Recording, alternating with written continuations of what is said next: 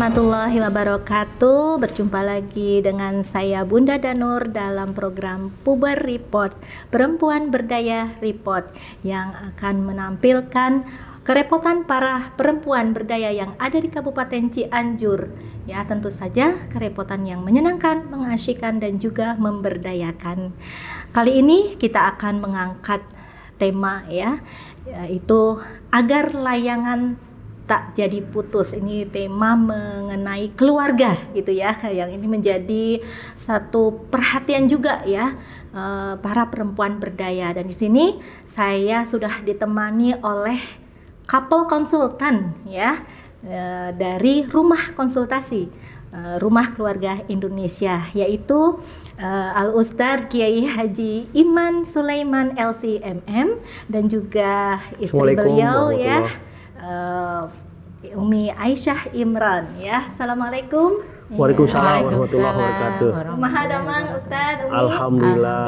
Saya memanggilnya Ustadz dan Umi saja ya. Ya, ya. Beliau ini pemirsa adalah couple konsultan ya. Jadi pasangan konsultan keluarga gitu ya, dan juga konsultan keagamaan. Jadi barangkali ya ada ya yang ingin berkonsultasi mengenai permasalahan keluarga maupun permasalahan keagamaan, biasanya dengan beliau kayak gitu ya. Nah, ini bagaimana Ustadz dan Umi ya, aktivitasnya masih banyak yang curhat begitu, Umi, Ustadz? Masih ada ya. Masih ada, Masya Allah. Iya, Alhamdulillah. Selalu ya harus menyediakan waktu saya, karena kesibukan Ustadz dan Umi nih, Masya Allah ya, harus menyediakan. Iya, Insya Allah siap ya kalau untuk kebaikan masyarakat. Ya. Baik, ini Umi ya dan juga Ustadz, fenomena yang ada di Cianjur khususnya ini kan tadi kita mengangkat tema agar layangan tak jadi putus. Yaitu mungkin ada nyerempet-nyerempet dengan yang sinetron yang kemarin viral ya. Meskipun itu sudah lewat gitu ya, tetapi ternyata peristiwanya atau kejadiannya itu di masyarakat itu masih banyak ya, masih terus berjalan ya. Artinya kemarin juga kita di tingkat perceraian ya, laporan dari Pengadilan Agama, tingkat perceraian yang ada di Kabupaten Cianjur khususnya itu meningkat gitu ya. Dan yang menjadi runner up sebab-sebab ya perceraian itu adalah pihak ketiga, perselingkuhan kayak gitu ya, yang menjadi runner up-nya kayak gitu ya, setelah permasalahan ekonomi gitu ya. Bahkan kemarin per Januari itu sudah ada 4.050 kasus gitu ya. Dan itu didominasi oleh gugatan dari istri akibat pihak ketiga. Ini bagaimana nih? Mungkin dari Umi dulu barangkali ya, sebagai perempuan ya. Bagaimana psikologi? Baik. Bismillahirrahmanirrahim. Memang tidak enak ya mendengarnya gitu ya, kasus perselingkuhan. Bisa dibayangkan ketika ada satu keluarga yang salah seorang pasangannya itu melakukan perselingkuhan, dipastikan keluarga itu dalam keadaan tidak nyaman gitu ya. Misal kalau laki-lakinya atau suaminya yang berselingkuh, nah istrinya yang dia juga mungkin seorang ibu ya gitu, pasti merasakan kekalutan, tidak nyaman. Dan kalau ibu pasti akan berefek kepada ya yang di rumah, anak-anak semuanya ya. Karena ketika ibu nyaman, dia akan mengurus anak gitu ya, merawat anak dengan sebaik-baiknya gitu ya, dan dengan perasaan tenang karena suaminya sedang mencari nafkah dalam keadaan baik-baik saja. Sedangkan ini sebaliknya, misalnya ya terdengar ada hubungan yang lain gitu ya, sehingga bisa dipastikan keluarga itu mulai masuk ke permasalahan gitu ya, seperti itu Bun. Pasti sangat tidak nyaman seperti itu. Bagaimana kalau tinjauan keagamaannya? Ya, Bismillahirrahmanirrahim. Alhamdulillahirabbil alamin. Wassalatu wassalamu ala asyrofil anbiya'i wal mursalin wa ala alihi washabihi ajmain. Ya, menyikapi permasalahan yang terjadi ya, yang kita pertama harus kembali kepada konsep agama yang disampaikan oleh Allah dan Rasulullah Shallallahu Alaihi Wasallam. Jadi yang pertama itu bahwa suami dan istri harus memahami bahwa pernikahan itu adalah sebuah lembaga yang suci, yang sakral, yang harus dipertahankan oleh kedua belah pihak. Ya, disebutkan di dalam Al-Quran itu bahwa hubungan pernikahan itu misakon golido, sebuah ikatan, sebuah perjanjian yang sangat kuat gitu ya, yang sangat kuat, yang harus dipertahankan oleh kedua belah pihak, karena dari keluargalah akan lahir generasi-generasi yang akan melanjutkan kehidupan. Nah, apabila terjadi ya kelonggaran atau perpecahan di antara suami istri, maka yang akan menjadi korban itu bukan hanya suami istrinya saja ya, tetapi anak-anak di situ, kemudian keluarga istri, keluarga laki-laki gitu ya. Nah, sehingga dalam hal ini ya harus dipahami, ya harus memahami sebelum memasuki pernikahan itu apa yang menjadi kewajiban bagi suami, apa yang menjadi kewajiban bagi istri. Dan juga kita harus memahami apa hak-hak suami, apa hak-hak istri. Nah, sehingga semua pihak saling berusaha untuk memenuhi kebutuhannya masing-masing. Jadi harus difahami masing-masing, harus punya pemahaman. Ya, harus punya pemahaman dan yang harus ditonjolkan itu adalah bagaimana kita menunaikan kewajiban dan memenuhi hak. Ya, jangan menuntut. Kalau sama-sama menuntut, nah, itu gak ada ujung-ujungnya. Oh, kayak saya sudah begini, tapi hak saya kok nggak dipenuhi. Nah, kalau suami nuntut haknya, demikian juga istri nuntut haknya. Nah, itu biasanya itu yang berujungnya tuh ribut gitu. Tapi kalau semua berusaha untuk bagaimana seorang suami menyenangkan istrinya, bagaimana memenuhi haknya, demikian juga sebaliknya. Nah, insya Allah itu gitu. Akan baik ya gitu. Ya. Jadi tapi kan seringnya hubungan dari antara laki dan perempuan itu ya sampai ke jenjang pernikahan biasanya atas dasar cinta. Itu bagaimana, Ustadz? Iya. Kan kalau ada terjadi kayak gitu kan suka mempertanyakan ya, kata Umi kan juga, aduh pasti sakit hati kayak gitu ya. Pasti akan mempertanyakan, masih cinta nggak sih gitu. Nah, ini bagaimana, Ustadz? Tadi kan harus dari awal dulu, ini udah terjadi gitu, udah terjadi pernikahan, sudah berlangsung kayak gitu ya, sudah berjalan, lalu ada seperti itu. Iya. Oh ya, jadi tadi ya pernikahan itu dilandaskan kepada dasar cinta, sebagaimana di dalam Al-Quran juga bahwa disebutkan di antara tanda-tanda Allah itu wa min ayati an khalaqalakum min anfusikum azwajan litaskunu ilaiha wa ja'ala bainakum mawaddatan wa rahmah. Nah, jadi cinta itu justru akan lahir seketika suami istri berada di dalam pernikahan. Oh, malah justru setelah gitu ya, karena setelah pernikahanlah sesungguhnya suami istri atau suami itu akan mengenal siapa istri yang sebenarnya. Gitu ya.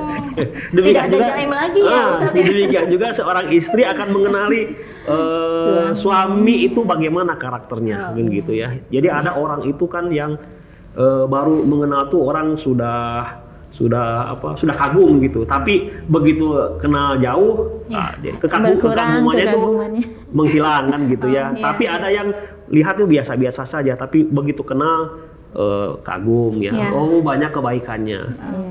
Nah, jadi kalau dalam masa pacaran lah katakannya itu kan biasanya orang itu menampilkan yang bukan yang sebenarnya, justru diada-adakan yang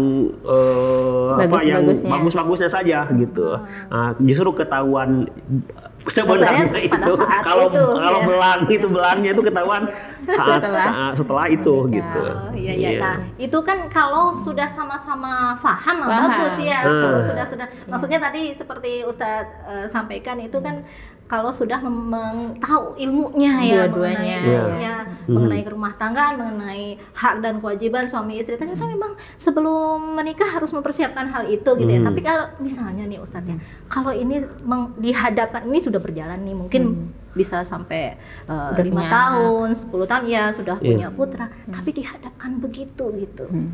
Itu apa yang harus dilakukan? Kita kan tadi Umi sampaikan, wah nanti nggak akan berpengaruh ya kepada mungkin aktivitas di rumah ya, hubungan dengan anggota keluarga dan lain sebagainya. Itu bagaimana Ustaz? Dari agama aja. Ya, jadi dari sisi agamanya, yang pertama itu ketika seorang suami dan istri mendapatkan masalah dalam keluarganya, itu usahakan selesaikan secara berdua dengan baik-baik. Kalau bisa jangan melibatkan orang lain terlebih dahulu, gitu ya. Jadi tenangkanlah pikiran, tenangkanlah masalah, gitu ya, sehingga semua bisa berpikir jernih, ya. Saling mengingatkan kebaikan masing-masing, gitu ya. Saling memaafkan kesalahannya, karena ya kita sadari bahwa tidak ada yang sempurna dalam kehidupan ini. Kalaulah istri kita punya kekurangan, ingat bahwa dalam diri suami itu juga banyak kekurangannya. Demikian juga seorang istri kalau melihat dalam suaminya ada kekurangan, ya perlu disadari juga bahwa dalam dirinya juga ada kekurangan. Jangan menuntut orang lain sempurna sementara dirinya tidak sempurna, kan begitu. Jadi jangan menuntut, dan ketika itu tidak, malah justru jangan menghindari ya, tapi harus dihadapi bersama ya. Dihadapi bersama, duduk bersama gitu ya. Saling mengingatkan kebaikan, pasti kan suami ada kebaikannya, istri ada kebaikannya. Kalau ada kekurangan, ingat juga bahwa dalam diri kita ada kekurangan, begitu ya. Nah, sehingga ketika berpikir jernih, selesaikanlah masalah berdua, jangan banyak melibatkan orang lain gitu, karena biasanya kalau sudah melibatkan orang lain itu masalah itu bukan tambah kecil, tapi tambah besar, kan gitu ya. Nah, kalau sudah diusahakan diselesaikan berdua nggak bisa, baru kita meminta bantuan, gitu. Meminta bantuan kepada orang yang bisa dipercaya. Tidak harus orang tua ya? Biasanya sih orang tua. Jadi dari suami kepada orang tuanya, gitu ya, atau dari istri kepada orang tuanya. Dan kalau tidak bisa juga, nah itu bolehlah ke konsultan, gitu ya. Begitu. Jadi begitu ya pemirsa ya. Jadi ketika pasti setiap pasutri ya, pasangan suami istri pasti punya permasalahan ya. Tetapi dalam menghadapi permasalahan itu, jadi sebaiknya tidak lari ya kan. Kalau sudah emosi Umi ya, kalau sudah emosi, nurutin ini ya, hatinya itu emosinya, kekecewaannya, pasti pinginnya kan nggak pingin ngeliat dulu gitu. Sukanya gitu ya Ustaz ya. Jadi tapi ternyata kata Ustaz, baiknya dibicarakan gitu ya. Dibicarakan, duduk bersama, dan harus dengan kepala dingin ya. Gitu ya, supaya tidak salah dalam mengambil keputusan, barangkali begitu ya. Kalau memang tidak mentok gitu ya, baru minta bantuan. Dan ini alhamdulillah sudah ada konsultan, bisa juga ya, misalnya ke Umi atau ke Ustadz ya gitu ya.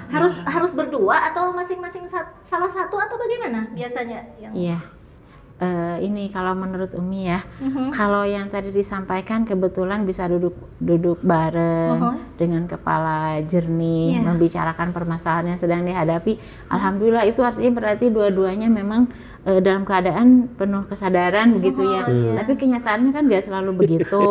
Bisa jadi misalnya suaminya nggak mau tuh menyinggung-nyinggung masalah itu, karena dia memang lagi mungkin istilah Sundanya malah lagi ngebangkang-ngebangkangnya gitu ya, lagi selingkuh-selingkuhnya, sedang Sedangkan di pihak lain misalnya istrinya benar-benar lagi sakit hati banget, lagi terpuruk, harus mengurus putra-putrinya juga. Nah, dalam hal ini berarti memang harus ada salah satu pihak di antara suami atau istri itu yang dia lebih dulu gitu ya. Dia pertama pasti harus bersabar dulu, nyari momen dulu begitu ya. Nah, kemudian ketika melihat momennya ini bisa diajak bicara gitu, dia yang harus aktif gitu, seperti itu.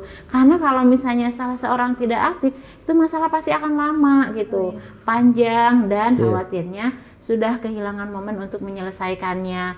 Yang selingkuhnya udah terlanjur jauh gitu ya, berbuat dengan selingkuhannya. Nah, itu akhirnya jadi tuh putusnya itu. Nah, karena ini kan supaya gak jadi, supaya gak jadi putus, memang salah satu harus ada yang memang aktif, ada gitu. yang menginisiasi dulu ya. Nah, seperti itu. Mengalahkan egonya dulu. Betul, ya. mengalah, bersabar. Karena nanti teh ingin ada duduk bersama menyelesaikan itu gitu. Gitu. Ya, Tapi kan seperti sebenarnya itu. kan kalau dari tinjauan ini kan sebenarnya boleh ya. Kalau perceraian kan boleh sebetulnya ya. Halal tapi Allah gak suka Halal. gitu kan Oh ya. iya, halal tapi Tidak Jadi suka ya Allah. perceraian itu adalah alternatif yang terakhir gitu ya. ya. Jadi kalau semua cara Sudah ditempuh. gitu, diusahakan untuk damai, diusahakan untuk saling memperbaiki diri, maka ada perceraian. Dan dalam perceraian pun ya, kalau dalam kita melihat di dalam syariah ya, ketika seorang suami menceraikan istrinya itu kan ada masa idah. oh iya. Masa idah itu kurang lebih waktunya 3 bulan, 3 bulan lebih lah gitu ya. Dan selama masa idah itu seorang istri tidak boleh meninggalkan rumah suaminya. Jadi seorang suami tidak boleh mengeluarkan istrinya dari rumahnya, dan istrinya juga tidak boleh keluar. Jadi harus ada di satu atap di rumah. Nah, artinya di situ Islam memberikan kesempatan gitu ya, barangkali ada pikiran berubah gitu, rujuk kembali, bahkan itu yang diharapkan itu rujuk kembali gitu. Oh, jadi nah, kalau memang sudah tidak bisa rujuk, berarti memang masalahnya sudah tidak bisa diselesaikan gitu. Nah, maka jalan terakhir dibolehkan dengan perceraian, tapi perceraian juga dilakukan dengan baik-baik. Kalau mau nyatu lagi secara baik-baik, kalau mau berpisah secara baik-baik begitu. Oh iya. Dan itu harus ini lagi akad kembali. Ya kalau sudah masa idah, kalau dalam masa idah ya sudah lewat masa idah tidak rujuk gitu. Kemudian sudah lewat masa rujuk, kemudian mau menyatu kembali, itu harus dengan nikah seperti yang jadi, semula begitu. Kalau masih dalam masa idah itu rujuk. Berarti tidak perlu menikah gitu. Tidak perlu ada akad, tidak perlu ada mas kawin, cukup saja damai, gabung lagi gitu. Oh, makanya masih satu atap. Iya. Jadi begini pemirsa ya, jadi ilmu ya ini ya bagi yang ada permasalahan, lalu kemudian ternyata misalnya salah satu itu sudah suaminya sudah mengucapkan kata talak, tetapi artinya itu sudah masuk idah berarti ya? Iya, begitu sudah mengucapkan kata talak berarti sudah jatuh cerai kan? Sudah jatuh cerai, meskipun belum disahkan oleh pengadilan loh ya? Iya. Oh, itu sudah jatuh ini ya? Iya, sudah jatuh talak gitu. Tetapi hendaknya suami istri masih satu atap gitu ya, karena harapannya itu tadi ya, barangkali bisa rujuk jadi langsung ya, Ustaz ya, kesepakatan berdua saja Ustaz ya, cukup, tidak perlu ada saksi dan lain sebagainya. Ya disunahkan sih ada saksi disunahkan ada saksi, tapi kalau tanpa ada saksi pun rujuk sah gitu. Sudah sah tuh ya, ini ilmu baru buat kita. Itu baik, berarti terus bagaimana ya ketika untuk kan tadi sudah ada nih ilmunya, harus punya ilmu ya, pemahaman, lalu saling mengerti, lalu ada berarti ada niatan untuk mempertahankan gitu kan ya tadi ya, niatan sama-sama meniatkan untuk mempertahankan. Kalau misalnya tidak ada, setidaknya salah satu ya yang sudah menginisiasi. Nah, ini bagaimana kalau itu tadi kalau sudah terjadi, lalu bagaimana kalau misalnya ini untuk mengantisipasinya gitu, mengantisipasi hal itu supaya tidak sampai terjadi gitu. Jadi selalu jangan berpaling ke yang lain gitu maksudnya. Itu bagaimana? Coba Umi dulu. Mangga Umi dulu. Ya, Umi dulu ya. Nah, untuk mengantisipasi supaya itu tidak mendekati keluarga-keluarga muslim ya, keluarga-keluarga kita seperti itu. Tentunya tadi sudah disampaikan hak-hak dan kewajiban seperti itu. Mungkin yang lebih detailnya kita harus lakukan gitu ya. Misal dalam hal ini komunikasi ya harus selalu lancar antara suami istri. Kemudian saling menghargai bahwa suami memiliki peran, dia harus mencari nafkah dan seterusnya ya. Tapi juga dia memiliki kewajiban untuk selalu mengapresiasi apa yang dilakukan oleh istrinya, bersabar di rumah mengurus segala hal, tidak cuek ya, tidak cuek gitu ya, harus selalu meraba gitu perasaan istrinya. Oh iya, mungkin kalau keluarga baru dia adaptasi dari sebelumnya belum punya anak, kemudian jadi punya anak, itu kan fase-fase yang butuh diraba ya sama suaminya, perasaannya seperti itu, diapresiasi kesabarannya dan seterusnya. Nah begitu juga kalau yang dari pihak istri mungkin gitu ya. Nah jadi jangan salah nih, biasanya gitu ya, perempuan tuh kalau keluar rumah dia berpenampilan dengan penampilan yang terbaik begitu ya, sedangkan ketika di rumah seadanya. Itu adalah salah banget gitu ya. Baju dinas. Iya. Kita pakai baju yang terbaik di depan suami, kita berpenampilan yang terbaik di depan suami, sehingga itu mungkin menjadi bagian dari suami itu.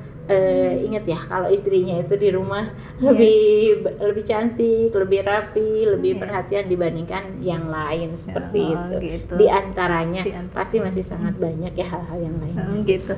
Jadi tadi komunikasi ya, komunikasi dan juga saling memahami ya. Berarti harus lebih peka mungkin ya, bagaimana yang disuka, mana yang tidak disuka ya gitu ya. Dan tadi ternyata bahwa kalau mau dandan tuh sebaiknya sama pasangan ya, bukan ke yang lain gitu ya, karena itu nanti bisa jadi malah itu tadi ya, membuat orang lain melirik malahan justru ya, bukan pasangan kita gitu ya. Iya. Nah kalau satu lagi nih, ada kemarin itu yang rada ini ya, ada baca di salah satu penyebab perceraian ya gitu ya, di daerah Jawa Timur itu ada bahkan sampai 48% itu perselingkuhan online ini Ustaz. Ya Umi ya. Jadi karena memang tidak memungkiri setiap pasutri itu, hampir setiap pasutri lah punya gadget ya. Kita punya gadget dan hampir bisa dibilang tiap hari ya gitu bermain di dunia maya kayak gitu. Nah ini, dan ternyata ada ruang-ruang itu gitu ya. Nah ini mudah-mudahan di Cianjur tidak ada. Kalaupun ada aja persentasenya. Dan ini bagaimana nih fenomena dengan perselingkuhan online itu bagaimana? Bahkan sampai ada, kalau nggak salah sampai bilang, kalau ini istilah Jawa ini ya, bojomu semangatku, itu tuh di media sosial. Astagfirullahaladzim. Pasanganmu itu, suamimu atau istrimu itu adalah semangatku. Astagfirullahaladzim. Itu sampai seperti itu yang sering rame di sosmed itu seperti itu. Itu bagaimana tinjauan dari mungkin Ustadz dulu ya?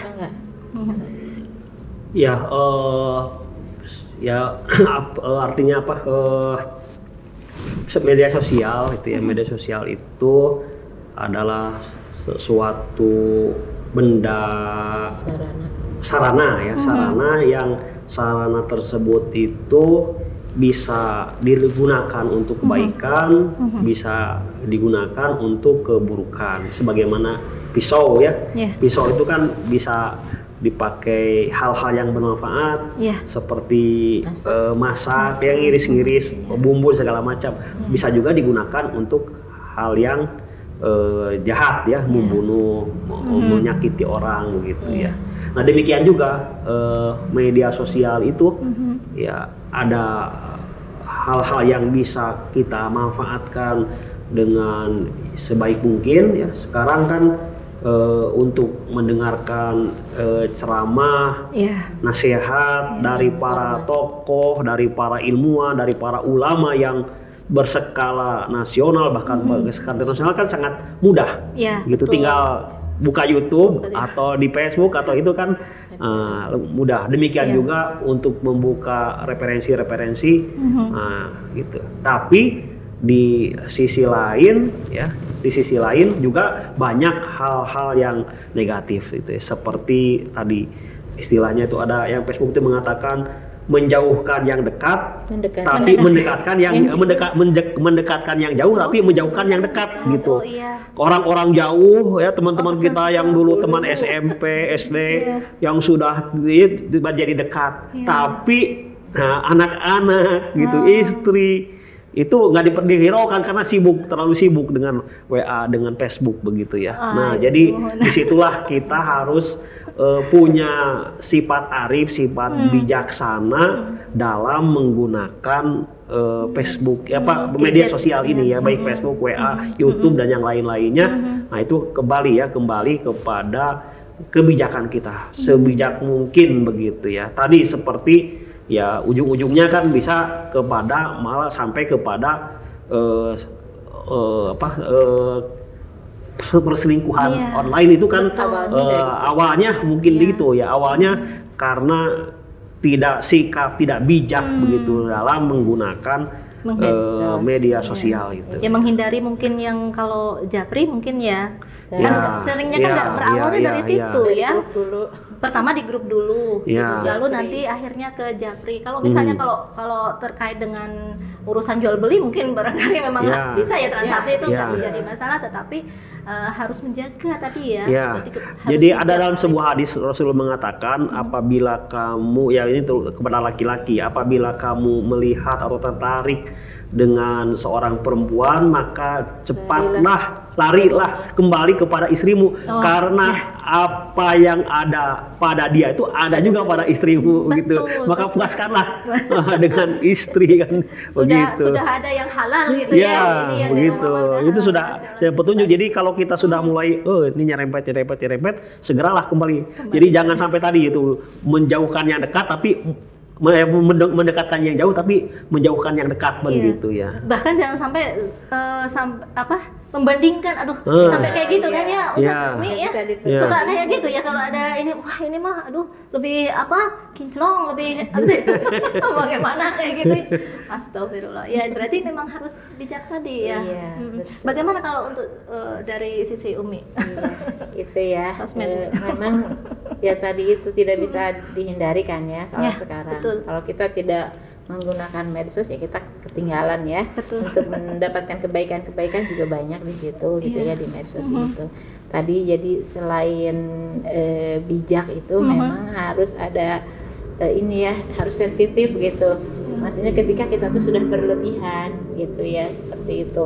Jadi misalnya grup yang lama lah, alumni biasanya kan itu ya, perselingkuhan tuh jalannya mungkin lewat CLBK ya. Jadi CLBK. Bukan cucian lama belum kering ya. Cucian lama belum kering gara-gara medsos terus.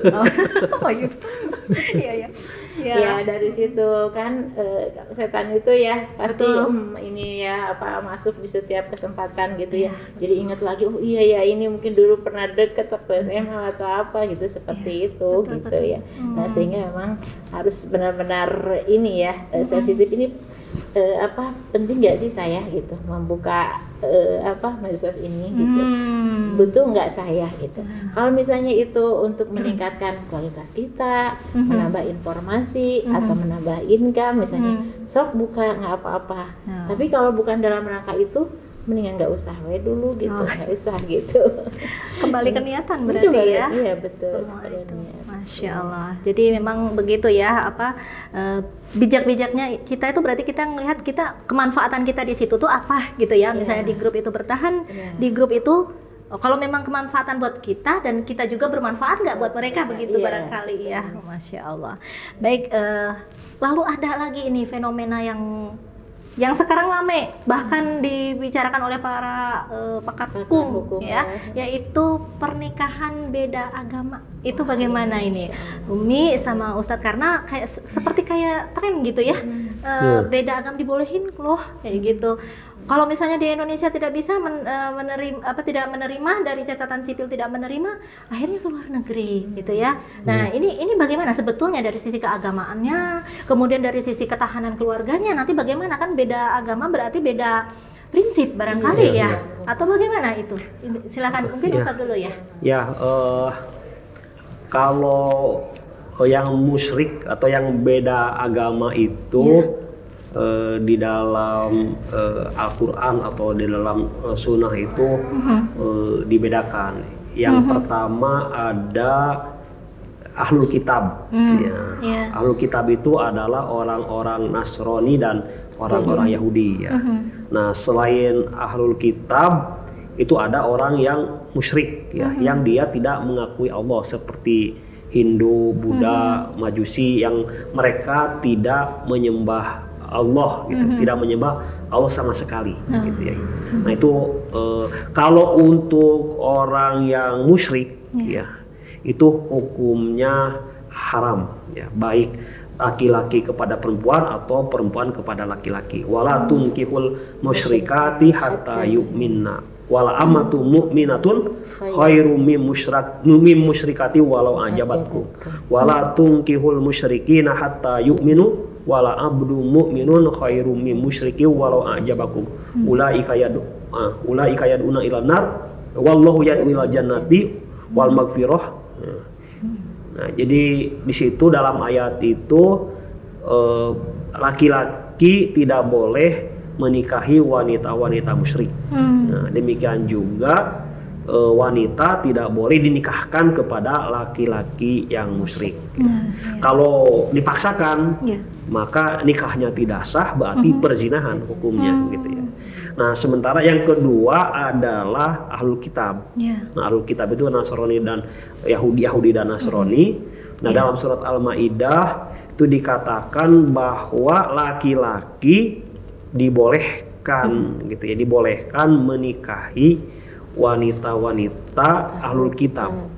Nah, jadi laki-laki, tapi kalau sebaliknya wanita muslimah tidak boleh menikah dengan laki-laki Ahlul Kitab juga. Gitu.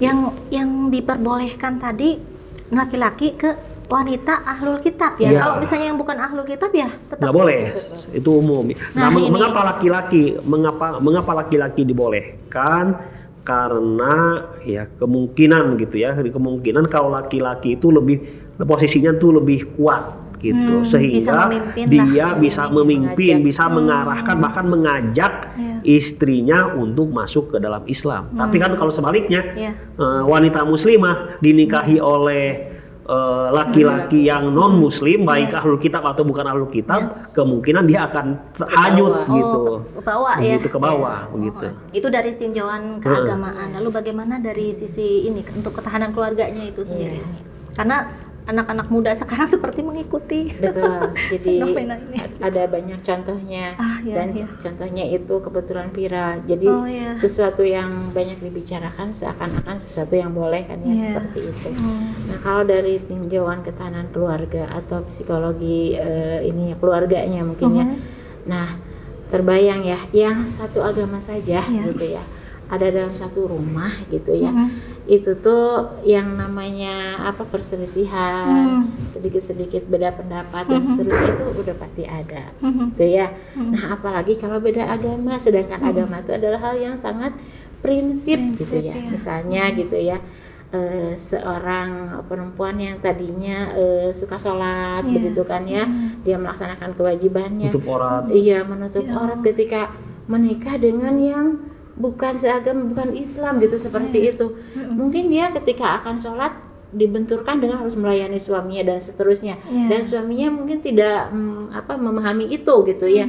Jadi kan dia ke Allahnya juga akan terganggu, seperti itu. Nah, itu dipastikan dia akan rukun lah, gitu ya, seperti itu, gak akan tenang, gak akan nyaman. Nanti ditambah ketika udah hadir, misalnya namanya sudah menikah, pasti ada anak, gitu ya. Nah, anaknya ini, gitu ya, jadi ada dua pengaruh, gitu ya. Apakah mau ikut ibunya, gitu ya, yang Islam, atau ikut bapaknya, gitu, yang bukan Islam? Pasti kan ada dualisme yang itu pasti membuat yang keadaan yang sangat tidak nyaman, penuh ketegangan, pertentangan, dan anak pasti akan bingung, gitu, seperti itu. Jadi malah justru nanti lebih peluang untuk perceraian malah lebih besar ini ya, ketika berbeda agama, beda keyakinan, seperti itu ya. Nah, ini pemirsa, jadi perlu menjadi pelajaran buat kita juga ya. Jadi agama itu atau keyakinan itu menjadi dasarnya, gitu ya, alasannya. Jadi diarahkan untuk satu keyakinan. Kalau untuk Islam. Dan juga sebenarnya agama yang lain juga ada yang seperti itu ya, mengarahkan untuk satu keyakinan supaya kita lebih menekan ke perceraian ya gitu ya.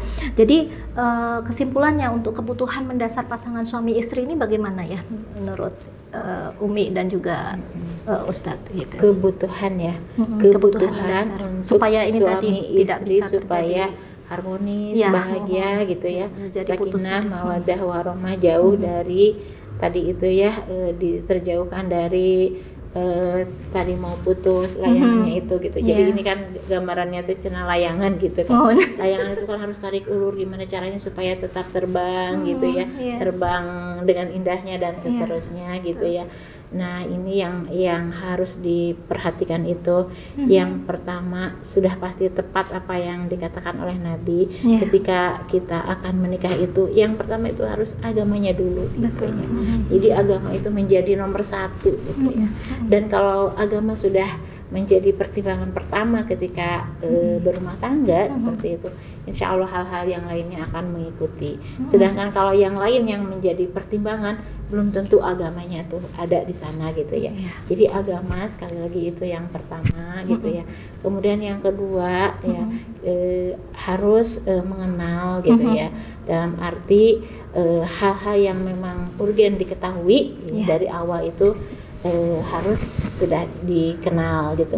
Sedangkan untuk hal-hal lainnya yang istilahnya mungkin ya mengikuti hal yang paling urgennya, nah itu setelah menikah mungkin ya sama-sama dipahami, diikuti, terus penyesuaian dan seterusnya. Kemudian yang lainnya adalah komunikasi gitu ya. Sekali lagi mungkin Umi lebih menekankan komunikasi karena biasanya permasalahan itu akan menjadi besar atau menjadi blunder ketika komunikasinya itu nggak jalan, tidak lancar komunikasinya. Jadi sehebat apapun permasalahan, kalau komunikasinya lancar, insya Allah akan ada titik terang untuk mencari solusinya gitu ya, seperti itu. Sehingga ini harus terlatih, harus dilatih gitu ya. Barangkali di Indonesia itu orang-orangnya terutama perempuannya gitu ya banyak mendam gitu ya, padahal mah ada masalah tapi didiemin, tapi nanti ujug-ujug kalau udah besar masalahnya bisa jadi pulang gitu ya ke rumah orang tuanya, padahal kan kalau udah pulang seperti itu mau balik lagi bisa jadi malu ya, terus jadi udah canggung juga gitu ya, dan harga diri juga gitu ya. Pokoknya harus belajar terbuka gitu ya, apa-apa tuh gitu ya. Dan tidak ada ya masalah yang tidak bisa diselesaikan bersama Allah Subhanahu wa taala. Nah, jadi tadi itu ya komunikasinya ya harus baik. Mohon bagaimana dengan Ustadz ya sisi keagamannya? Ya, yang pertama sebagaimana nikah itu adalah ibadah ya. Sebagaimana kita sholat, saum, haji, nikah itu adalah bagian daripada ibadah. Dan syarat ibadah itu yang pertama harus ikhlas ya, harus niatnya ikhlas karena Allah. Jadi orang yang menikah itu harus ikhlas, sama-sama dalam rangka mencari ridho Allah Subhanahu wa taala. Jadi suami ingin mencari ridho Allah, istri juga ingin cari ridho Allah, sama-sama bergantung kepada Allah gitu ya, dan memahami bahwa dari kedua belah pihak itu ada kekurangan dan kelebihannya. Nah, maka suami dan istri itu berusaha ya dalam hidup rumah tangga itu untuk sama-sama menutupi kekurangan bersama-sama dalam rangka mencari ridho Allah Subhanahu wa taala. Saling menutupi. Menutupi ya gitu. Nah, yang berikutnya adalah suami punya kewajiban dan istri juga punya kewajiban, maka kewajiban itu yang harus dipenuhi. Di antara kewajiban suami kepada istrinya yang pertama adalah memberikan nafkah ya.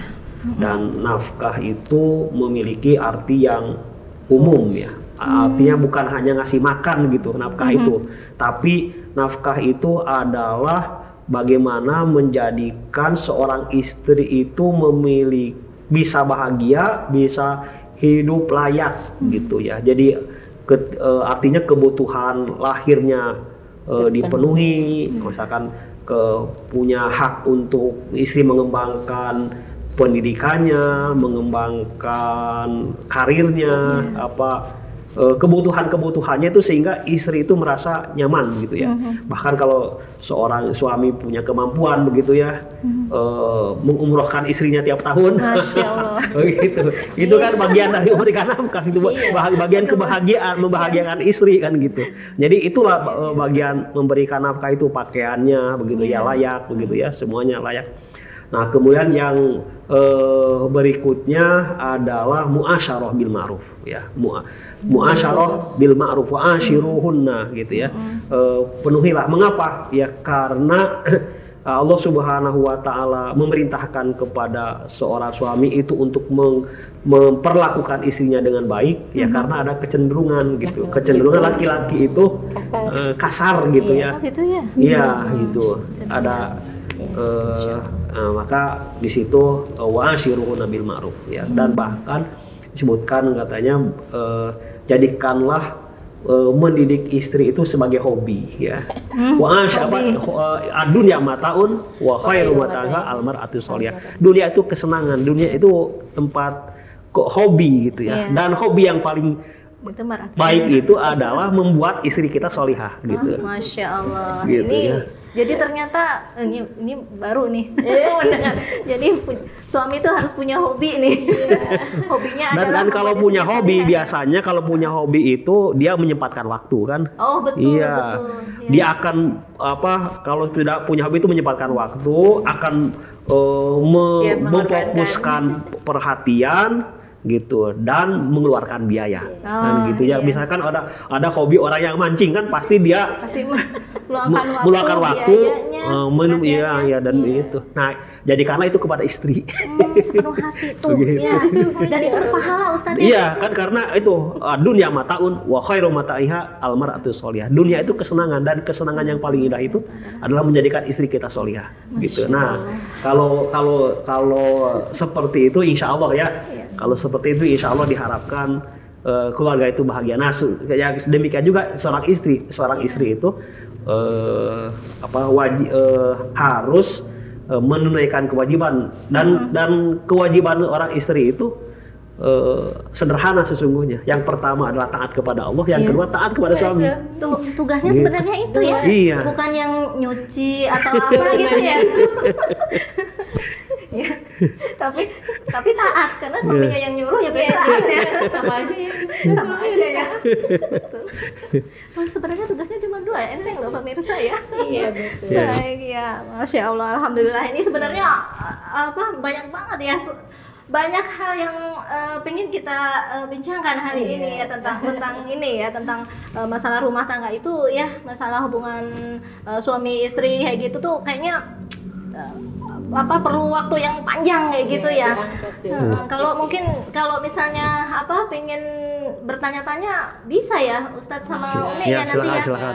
Chat atau melalui ini ya, ada adminnya ya untuk rumah konsultasi barangkali kita bisa. Iya, ke RKI aja. Oh gitu. Oh, rumah konsultasi itu dari Rumah Keluarga Indonesia gitu ya. Nah pemirsa nih ya, banyak hal ya yang kita dapat hari ini gitu ya, yang ternyata itu menjadi ilmu buat kita untuk mempertahankan gitu ya, mempertahankan rumah tangga ini atau mempertahankan ini layangan supaya tidak jadi putus. Bukannya nggak boleh main layangan gitu ya, tetapi kita memang harus, karena sudah mengembang layangannya gitu ya, sudah terbang gitu ya, jadi kita harus mempertahankan supaya tidak putus tadi. Dan ada tawaran ya dari Ustadz dan Umi kayak gitu ya, supaya kalau pengen pengen berkeluh kesah, bercerita gitu ya, karena tadi supaya tidak menumpuk ya permasalahannya, tidak dipendam sendiri, silahkan ngobrol kan gitu ya, disampaikan. Kalau tidak sampai kepada pasangan,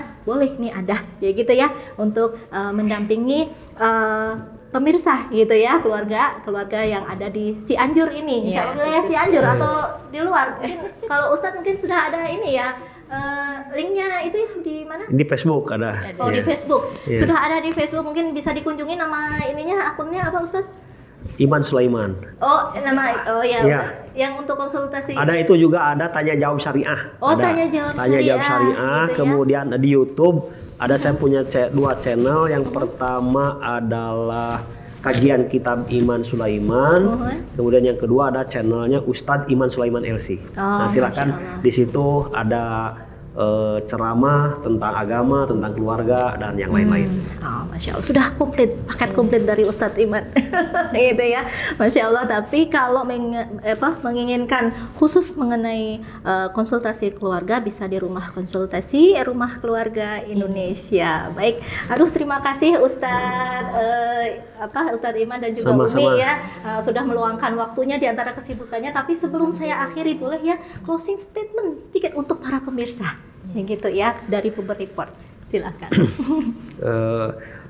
Jadi para pemirsa sekalian, rumah tangga itu adalah menyatukan ya laki-laki dan perempuan, di mana laki-laki dan perempuan itu memiliki perbedaan, dan perbedaan ini bisa jadi saling menguatkan gitu ya, karena satu sama lain saling berbeda. Apa yang tidak ada pada istri bisa dipenuhi oleh suami, demikian juga apa yang tidak ada pada suami bisa dipenuhi oleh istri begitu.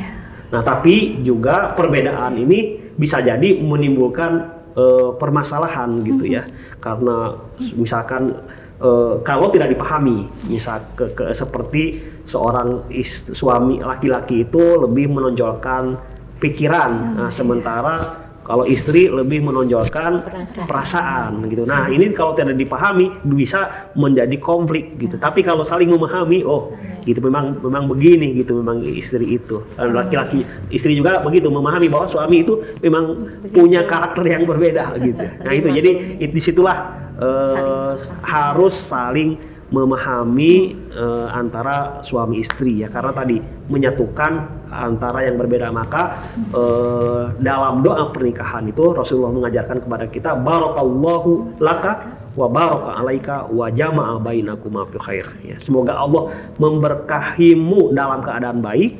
Nah, kemudian juga semoga Allah memperbakimu dalam keadaan sedang bermasalah dan mengumpulkan kalian berdua dalam keadaan kebaikan. Nah, demikian ya, semoga kita bisa membentuk rumah tangga yang sakinah mawaddah warahmah. Amin ya rabbal alamin. Mangga, bagaimana Umi? Iya. Kalau dari Umi, para pemirsa yang dirahmati Allah, tentunya setiap pasangan ya dalam menjalani kehidupan rumah tangganya pasti tidak akan lurus-lurus aja ya. Pasti selalu ada ya, permasalahan, baik itu yang menimpa kepada suami atau menimpa kepada istri. Kalau tidak kepada suami dan istri, juga bisa menimpa putra putrinya, mungkin seperti itu. Itu adalah bagian dari Allah gitu ya, cara Allah mendidik gitu ya, mentarbiyah, mendidik kita supaya meningkat gitu ya kapasitasnya, meningkat kemampuannya. Nah, dalam hal ini seperti tadi disampaikan bahwa laki-laki itu yang dominan kan adalah pikirannya gitu ya, akalnya, logis gitu ya, sedangkan perempuan perasaannya. Tapi bukan berarti apa yang Allah berikan ini, perasaannya yang dominan ini gitu ya, dikuras kemudian diikuti seperti itu. Tapi perasaannya ini dipakainya untuk hal-hal yang positif. Dia peka gitu melakukan kebaikan, dia peka mendahului untuk melakukan perbaikan dan seterusnya. Bahkan kalau menurut Umi, dua-duanya harus maju begitu ya.